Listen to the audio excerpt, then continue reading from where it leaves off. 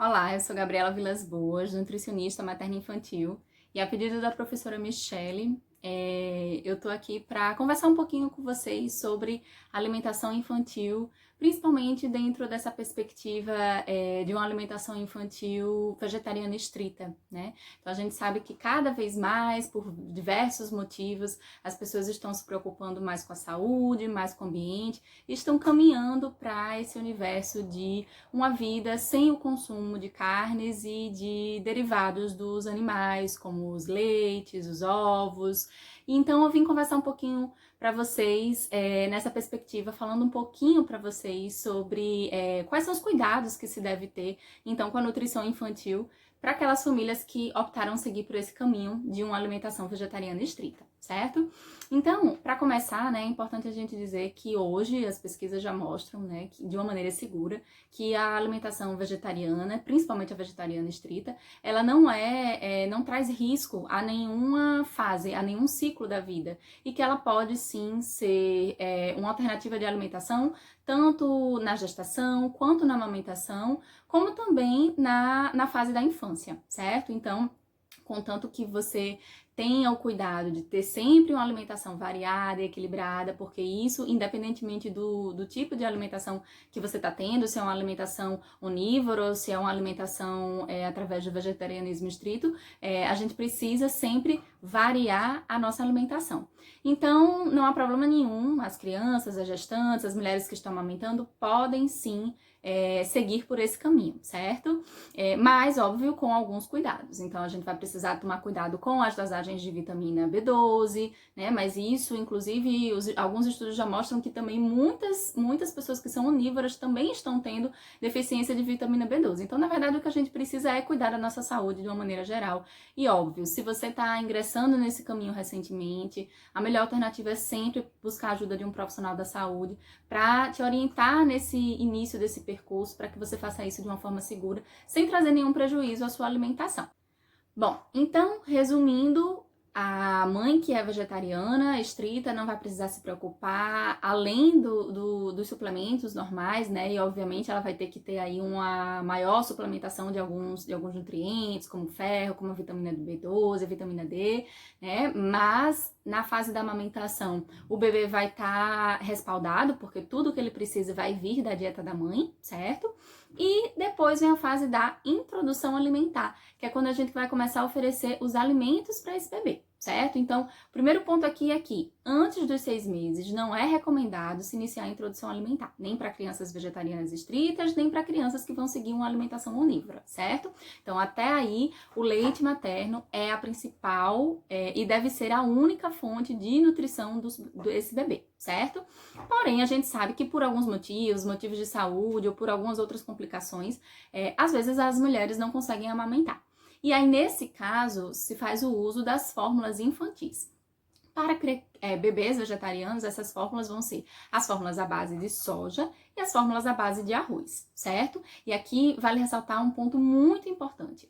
Não se deve consumir fórmula infantil, que é uma formulação, inclusive, regulamentada pela Anvisa, que vai ter todos os nutrientes que o bebê precisa para esse momento. E a fórmula infantil ela é diferente de uma bebida vegetal. Então, nessa fase, não é para dar nem bebida vegetal de soja, nem bebida vegetal de arroz, nem de nenhum outro vegetal, certo? Que o bebê precisa de uma fórmula infantil que é balanceada, feita especificamente para essa fase, e ela deve ser prescrita por um profissional da saúde, tá bom? Então, geralmente, o nutricionista ou o enfermeiro do PSF ou um médico vão prescrever essa fórmula, certo? Outro ponto também importante é que depois que a introdução alimentar começa, né, nesse início a gente vai estar ali começando a apresentar os alimentos para o bebê. O bebê, ele está aprendendo uma nova habilidade, então do mesmo jeito que ele não aprende a andar de uma hora para outra, a escrever de uma hora para outra, ele também não vai aprender a comer, né, a comida sólida, mastigando de uma hora para outra.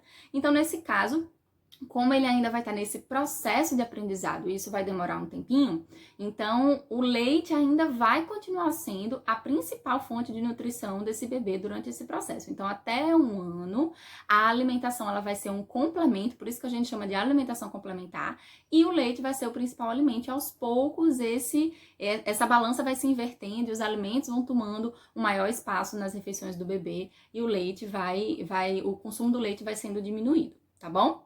Outro ponto também importante na introdução alimentar, que na verdade a gente deve tentar preservar isso durante toda a infância, né? É a questão da gente saber que o bebê ele tem a capacidade de autorregular a sua fome e sua saciedade. Então isso deve ser respeitado, não se deve forçar o bebê a comer mais do que ele está demonstrando que consegue comer. Então a gente precisa ficar atento ao que a gente chama dos sinais de fome, sinais de saciedade que o bebê apresenta, para que ele preserve isso e aí a gente diminua o risco futuro de sobrepeso e obesidade nas crianças, certo? Então, deixa o bebê seguir o fluxo e seguir o tempo dele, para ele ir ganhando, né, e aprendendo essa habilidade de se alimentar, ok? Bom, e aí, quando o bebê começa a se alimentar, a gente vai ter que oferecer alimentos que sejam adequados para essa fase. Então, nessa fase, a gente vai oferecer uma alimentação que é o mais natural possível, a mais natural possível, à base principalmente de alimentos in natura e minimamente processados. Então, da mesma forma que o prato do vegetariano estrito deve ser montado na fase adulta, a gente vai montar o pratinho do bebê. Certo? Então, a gente vai dividir esse prato em 3 partes iguais, né? Então, 3/3. E a gente vai sempre colocar 1/3 como sendo os alimentos dos grupos dos cereais e raízes ou tubérculos. Então, a quinoa, arroz integral, a batata doce, a macaxeira, o inhame, né? O macarrão. Então, de preferência integral, né? Porque os grãos integrais eles têm uma maior quantidade, preservam mais os seus nutrientes, tá certo? Um outro terço do prato, ele vai ser ocupado pelos grãos e as leguminosas. Então, aí a gente tem o feijão de todas as cores, então pode ser o carioca, o preto, o branco, além da ervilha, lentilha, grão de bico e a soja. Certo? E o outro terço vai ser ocupado pelos vegetais. E aí vale a pena usar e abusar das cores, né? E é sempre interessante que nesse terço dos vegetais tem os vegetais verdes escuros, como por exemplo o brócolis, a couve ou o agrião, que são ricos em cálcio e vão ser importantes aí para esse momento, certo? Nesse prato também é muito importante que sempre tenha gordura, né? Então, o azeite ou algum outro óleo vegetal que você use nos refogados, nas preparações e também, se quiser, para regar por cima da comida.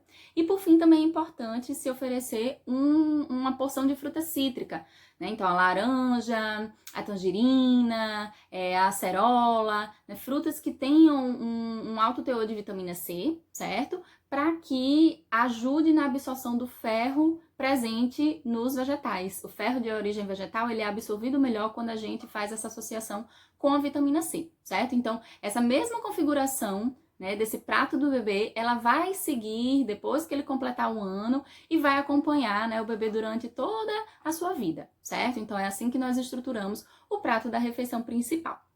E aí, quando o bebê completa 1 ano, né, aí a gente já vai começar a fazer com que esse bebê migre para a refeição da família, que quando ele é bebê já é para ser muito parecida. A única exceção é que nós vamos fazer a comida do bebê sem sal, nós vamos maneirar um pouquinho no uso dos temperos para não ficar muito forte esses temperos, e nós vamos adaptar essa consistência fazendo esses alimentos ficarem mais macios para os bebês que ainda não têm todos os dentes conseguirem pressionar e deglutir esse alimento. Mas a partir do momento em que ele vai chegando, se aproximando aos 12 meses, né, completando 1 ano, então aí sim a gente já pode introduzir o sal na refeição do bebê, a gente já pode ir diminuindo o tempo de cozimento para esses alimentos irem ficando mais consistentes, certo? E também já pode começar a usar o mesmo tempero da família, certo? E aí vem outro ponto importante, que é o quê? A família precisa dar o exemplo. O bebê aprende por imitação, a criança pequena, ela aprende por imitação. Então, é importante ser coerente, né? Porque não é só porque você escolheu seguir um caminho da alimentação vegetariana estrita que você tem uma alimentação variada e equilibrada, certo? Então, é importante que haja uma grande variedade de consumo de frutas, né? O prato sempre colorido. Quando o prato está colorido, ele vai estar ali recheado de vitaminas e minerais diferentes, e aí sim você vai estar garantindo aí um rodízio de todos esses nutrientes que a gente precisa, certo? Então, o bebê vai se espelhar no prato do restante da família. Então, ter esse prato bem colorido e o bebê tá vendo isso vai fazer com que ele continue seguindo por esse caminho da alimentação saudável, da alimentação colorida, da alimentação balanceada. E aí aqui, para finalizar, né, é importante a gente dizer que sempre que possível, a gente deve consumir os produtos valorizando a agricultura local, valorizando os produtos locais, que são os produtos da safra, que são aqueles que possuem uma menor quantidade de agrotóxico. Se possível, se fizer, né, parte da sua realidade, se você tiver acesso, sempre que possível, os alimentos orgânicos, mas sempre buscando, né, entender o que é que está ali dentro da sua região, valorizando o regional, né? Então isso também é uma dica muito importante, certo? E isso vai fazer bem não só para sua saúde, não só para sua família, mas também ajudar a aquecer a economia e fazer com que mais vegetais, mais produtores locais produzam e o acesso a esses alimentos cresça, né, para a população de uma maneira geral, certo? Então, espero que vocês tenham gostado das dicas. Muitas dessas dicas que eu dei aqui, elas foram retiradas, né, do guia para bebês e crianças vegetarianas, né, da Sociedade Vegetariana Brasileira, e ele está disponível lá no site, certo, da sociedade. Então, para quem quiser baixar e quiser se aprofundar e fazer uma leitura mais detalhada sobre isso, é só ir lá e ler esse material que está muito bem construído, tá bom? Espero que vocês tenham gostado. Tchau, tchau e até a próxima!